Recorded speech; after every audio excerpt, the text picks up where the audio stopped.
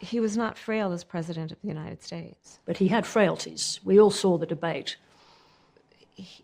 I do believe that Joe Biden had the capacity to be President of the United States. So it took an Australian interviewer to do what no member of the American press could do with Kamala Harris. At least no member of the press that was actually granted an interview with her. It's pretty amazing. This Australian interviewer just pushes back on Kamala Harris when she starts doing one of her word salads and says, yeah, but that's not the question that I asked you. And Kamala Harris just kind of melts down. Like, you can see the fairly contained rage behind her eyes. So let's get into it. Wasn't Joe Biden then, to put it on him, wasn't his refusal to recognize his own frailties the reason that you faced a nearly impossible task? I ran against Donald Trump for president, and Donald Trump ran on a platform that was in large part, I believe, misrepresenting his intentions to the American people. I do believe that there are a fair number of people that voted for Donald Trump who believed him when he told them that his first priority on day one is going to be to bring down prices. And he didn't. And you combine that misrepresentation of intention with also what was at play in terms of massive amounts of mis and disinformation. Now, forgive me. And a truncated calendar in terms of the clock. I want to interrupt you because that is a world-class pivot, but it is not the question that I asked you, which is about Joe Biden's failure to recognize his own frailties and what that did to you. The question is about Joe Biden. Are you still reluctant to criticize the former president? In what regard, please? Well, just in terms of that question. So you went on... What exactly would you like to ask? Be more specific, if you don't mind. Was it... Just look at Kamala Harris in this moment, because the mask totally drops. Like, she wants to pretend that she's Mamala, she's fun, you know, she's this, like, joyful candidate. And then as soon as she senses that the interview is heading in an adversarial direction, her face drops. She kind of squints at the interviewer. She says, be more specific. You know, and you can tell that her internal monologue in this moment is, what is this peon doing, you know, questioning me on my intentions and what the campaign was like. But if you actually listen to the question, she is giving Kamala a way out. She's saying, well, wasn't it really Joe Biden's fault that you failed to win a presidential campaign? Even though Kamala was one of the worst presidential candidates ever, she had a lot of trouble putting together a sentence. She was just sort of unlikable. She has this, like, alcoholic glaze over her eyes at all times. I don't know how much she actually drinks, but she certainly presents like someone who is on her fifth margarita at 4 p.m. But anyhow, let's continue with the interview. Joe Biden's decision, his failure to recognize his own frailties in that position that put you in the position that made it almost impossible to win that race. He was not frail as President of the United States. But he had frailties. Okay. We all saw the debate.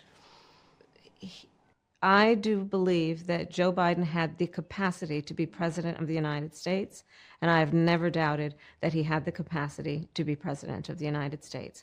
If you want to talk about whether he had the ability to endure what a race for President of the United States would require in that political environment in 2024, as I've said in the book, I had concerns. I'm just wondering, is there a reason why you won't go to that prolonged frailty question? We saw the debate, we saw the difficulty he had marshalling his thoughts. I have answered that question. I do not believe I think it's just hard watching the debate to see how there could not be a problem long term with someone who can't marshal their thoughts. I'm not saying his acuity wasn't present. I talked about that in the book. And I also mentioned the context in which that debate occurred. And you'll probably remember how I talked about that in terms of what his travel schedule had been, that what he had been enduring in terms of the timing of that debate. I talk about it extensively in the book. I'm not shying away from that. That's why I wrote it in the book, because I do know it's a question people had. Okay, so Kamala pivots again to shilling her book, but I do want to mention the fact that it's not just the debate that laid bare Biden's frailties, as this interviewer calls it, very sort of diplomatically. I would probably say his senility. Joe Biden's declining mental state and ability was on display for years at this point, and it was just the debate that made clear that, you know, he could not possibly mount a second run for president, and even if he did, that, you know, he would not be capable of being president for another 4 years. Now, Kamala says that Joe Biden had the capacity to be president and fulfill all of his presidential duties, but he maybe was incapable of going through with a campaign.